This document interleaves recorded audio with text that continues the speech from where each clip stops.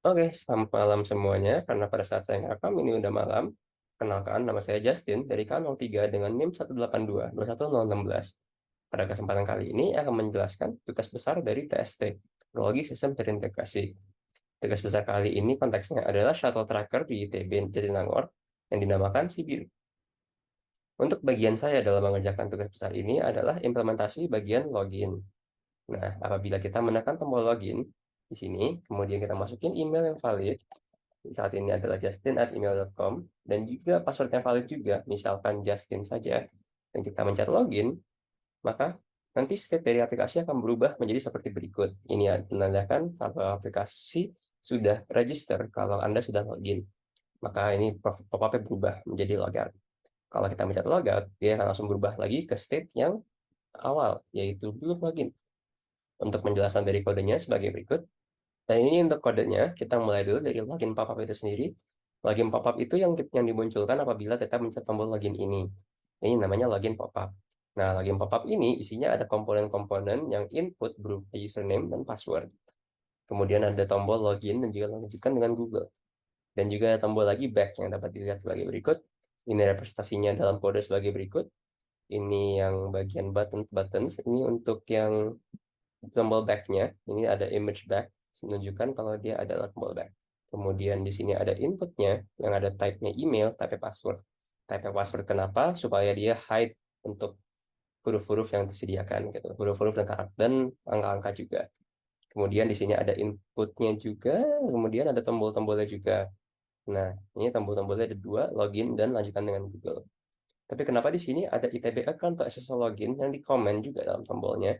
Itu karena pada desain yang di Figma itu, sebenarnya kami mengimplementasinya itu ITB account atau SSL login.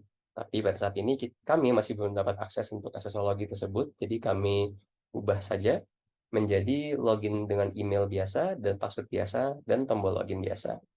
Untuk lanjutkan dengan Google saat ini masih belum terimplementasi. Kemudian apabila kita lanjutkan lagi, di atas ini ada atribut-atributnya juga, dan apabila kita menekan tombol loginnya itu, tombol ini, itu akan menjalankan fungsi handle login, ditunjukkan oleh ini on click-nya. Nah, handle login ini sekilas hanya sekedar untuk login saja. Ini jadi akan dijelaskan lebih lanjut pada bagian backend-nya. Nah, login pop-up ini tuh dapat disebut sebagai komponen. Komponen ini sendiri juga nyambung ke komponen profile pop-up. Profile pop-up itu yang ini namanya profile pop-up ini. Tapi ini bukan dibuat oleh saya hanya menjalankan fungsi loginnya aja. Nah, ini login pop-up-nya ini berbeda state apabila user udah login atau belum. Dan kalau misal kita mencet login, itu hanya sekedar show login pop-up-nya aja, jadi seperti ini. Dan apabila kita mencet logout seperti tadi, itu hanya sekedar logout user saja. Logoutnya adalah dengan cara menghapus session token-nya yang dibentuk pada saat login, kemudian refresh page-nya, kalau lebih seperti itu. Kemudian dapat dilihat di sini ada variabel user dan juga set show login pop-up yang disediakan oleh useof. Ini pun juga digunakan pada komponen login pop-up-nya sendiri, ada show login pop-up dan set show login pop-up. Nah, ini useof ini adalah export dari auth context yang digunakan untuk bisa men-share variabel user, set user, show login pop-up, dan set show login pop-up-nya ini yang dapat digunakan oleh seluruh komponen-komponen aplikasinya. Tapi dengan syarat komponen tersebut di-wrap dalam sesuatu yang namanya auth provider. Ini auth provider sebagai berikut dan contoh penggunaannya seperti ini. Dapat dilihat di sini kalau semua komponen yang ada itu di-wrap sama auth providernya. Jadi setiap komponen yang ada di sini itu dapat mengakses variabel yang disediakan dengan auth context ini. Nah, auth context ini hanya sekedar memiliki fungsi use effect yang juga menjalankan fungsi check login. Use effect ini jalan apabila ada perubahan dari state salah satu yang ada di auth context ini. Jadi dia akan cek login terus-terusan apabila ada perubahan di salah satu state variabel user atau enggak show login pop-up. Untuk penjelasan lebih lanjut cek loginnya itu nanti akan dijelaskan pada backend juga.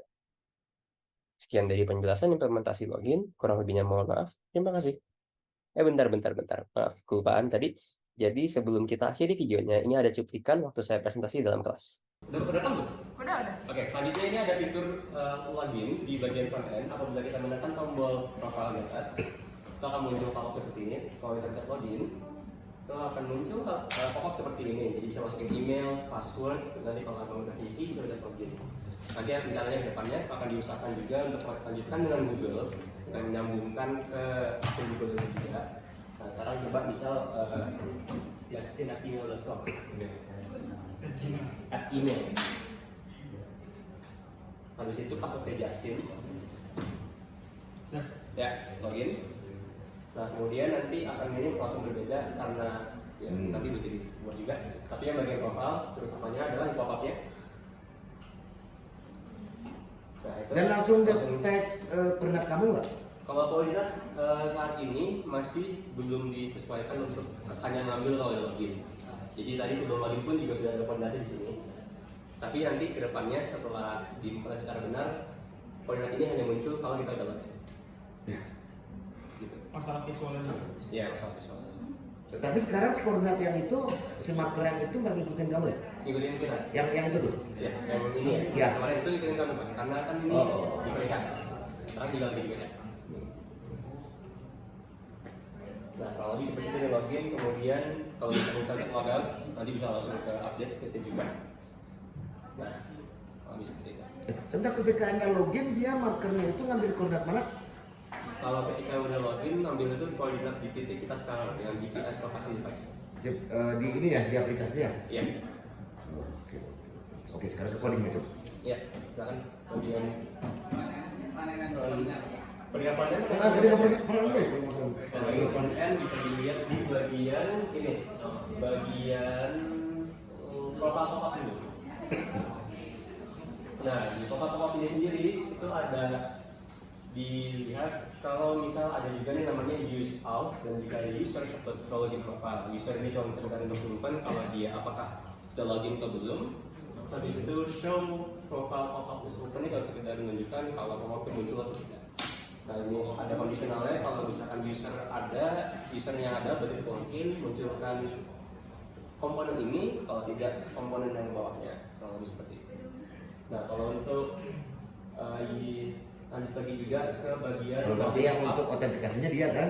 Yang mananya? Ya tadi kan untuk ngecek loginnya itu sukses atau enggak kan ke dia kan? Iya, ke dia. Itu apa penghubungnya di sini? Penghubung ya? Ke backendnya? Penghubung ke Itu ya? Itu Push ya, out ya? push out itu. Push out itu ya? Iya, kalau bisa tolong dibuka. Bentar, importnya data. Di sana ada yang perlu diimport nggak terkait dengan mendukung use out itu? Enggak, butuh, tapi itu importnya import file baru sendiri, file custom sendiri. Kayak kalau bisa buka lagi tak tadi di bagian bawah. Nah ini yang paling atas nih use out from services itu dibuat sendiri. Terus coba kalau dibuka use outnya di setting. Nah di sini baru nih handle semua yang bagian ngecek loginnya ini. Nah ini kamu atau dia? Ini Yang login. dia secara kalau misalkan Karena saya Berarti saya akan terangin sama kamu. Nah, nanti dia aja. Oke.